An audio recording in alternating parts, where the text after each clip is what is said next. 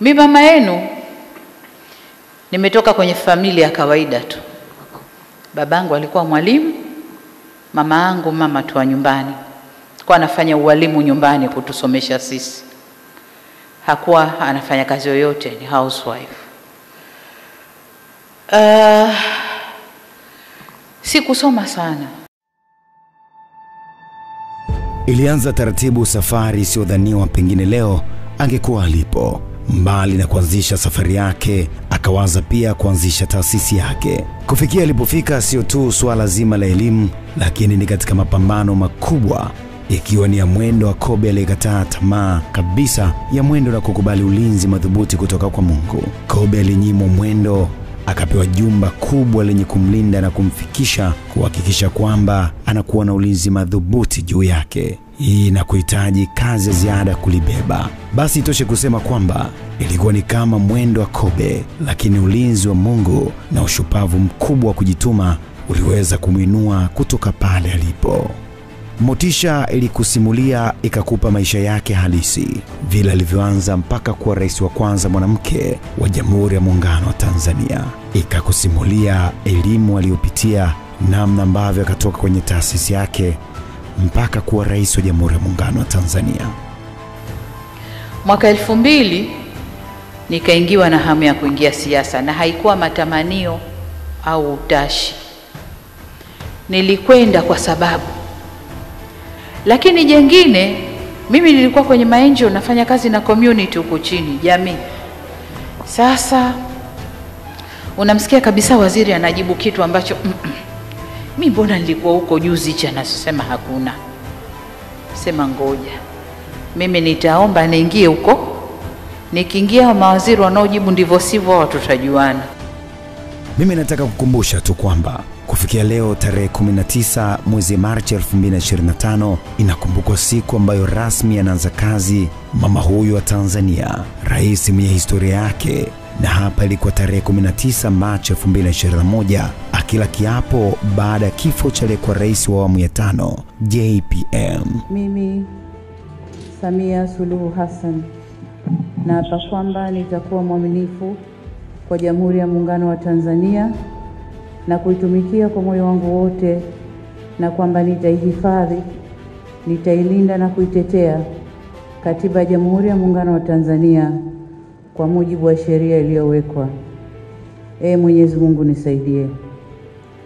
Mimi Samia Suluhu Hassan naapa kwamba nitatenda kazi zangu za urais wa Jamhuri ya Muungano wa Tanzania kwa uaminifu na kutimiza wajibu wa kazi hizo kwa bidii na moyo mkunjufu, na kwamba nitawatendea haki watu wote kwa mujibu wa sheria, mila na desturi za Jamhuri ya Muungano wa Tanzania bila woga, upendeleo, huba wala chuki. Mwenyezi Mungu nisaidie. Ilikuwa kama ndoto hivi, huku wengine wakinong'ona eti ataweza. Na swali hili likajibiwa padogo tu mbele ya mamia ya wananchi, mbele ya viongozi wakubwa wa bara la Afrika kama Cyril Ramaphosa na wengine wengi walikuwa mashuhuda wa kauli hii. Kwa wale ambao wana mashaka mwanamke huyu ataweza kuwa rais wa Jamhuri ya Muungano wa Tanzania, nataka niwaambie aliyesimama hapa ni rais.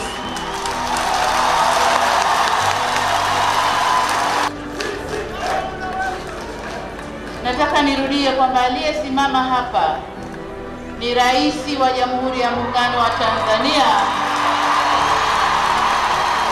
ambaye maumbile yake ni mwanamke. Inatimia miaka 4 tangu kauli hii kubwa iliyotrend miaka kwa miaka kutamkwa.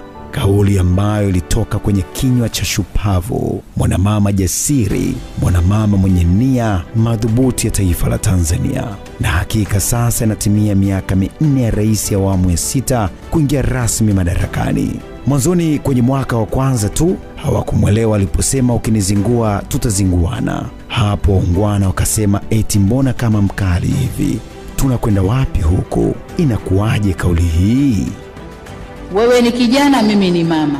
Ukinizingua tutazinguana. Lakini kumbe hawakujua kuwa alihitaji wasaidizi wake wenye weledi wa hali ya juu kuonesha namna ambavyo wanaweza kupambana bila kuchoka, lakini pia wasizingue kamwe, walete mafanikio kwa taifa la Tanzania na Mtanzania kiujumla. Jirani yangu kutoka mtaa wa 7 ananiambia, kaka Lupokela, hivi unakumbuka kama wanasiasa walikuwa wakililia uhuru wao juu ya mambo yao kwenye vyama vya siasa? Nami namkumbusha kwamba hata zile 4R hazikuja kwa bahati mbaya. Hapo ikashuhudiwa namna ambavyo maridhiano yakafanyika kwa wanasiasa na vyama vyao, alafu reforms ikafanywa kuhakikisha mambo na kwa sawa, lakini uvumilivu ukatake part kuhakikisha kwamba watu wanavumiliana katika yale ambayo yanapitiwa.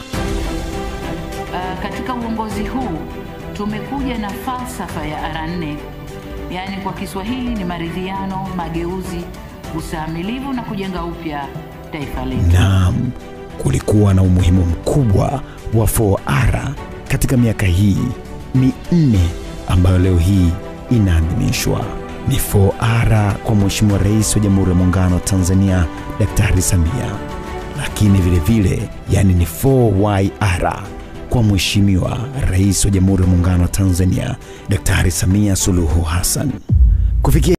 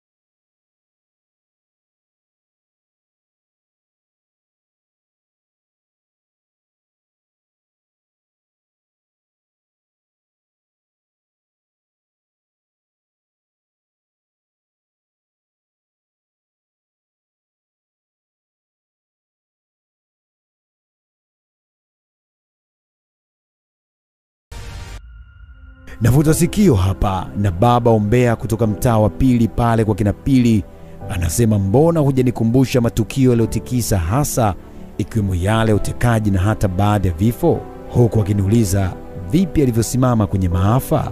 Nami namwambia la kuambiwa hakikisha unachanganya na la kusikia, na lenye 10 wala halikosi 2, na heri ukawie kufika lakini ufike, na wito usikatae.